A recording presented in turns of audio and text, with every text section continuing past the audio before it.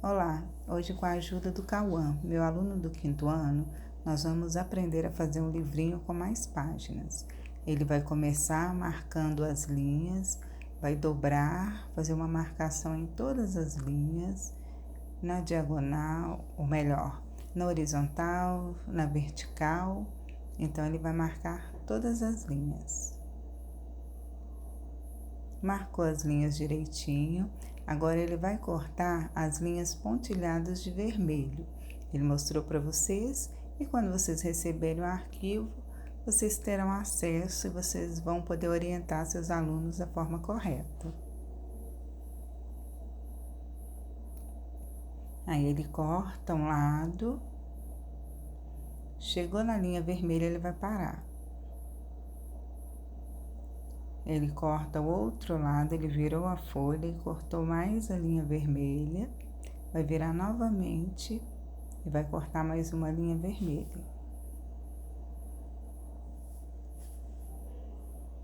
Agora, ele vai começar a dobrar. Ele dobra para cima, para baixo, é só ir revezando. Para cima, para baixo, para cima, para baixo, para cima, e ele vai marcando aí, né, as laterais, para baixo, para cima, para baixo, ele vai reforçando as marcações para cima, para baixo, para cima, para baixo e para cima novamente. Aí ele vai marcando para ficar certinho. Agora ele vai abrir para conferir se as páginas estão todas certinhas. 1, 2, 3, 4, 5, 6, 7, 8, 9, 10, 11, 12, 13, 14, 15 e 16, se eu não me engano.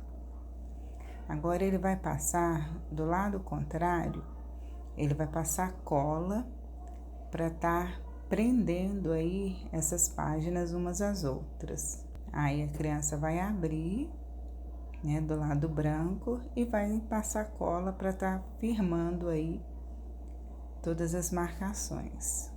Aí ele vai certificar que vai passar cola em todas as partes para ele ficar bem fechadinho. Terminou de passar cola, ele vai colar uma capinha.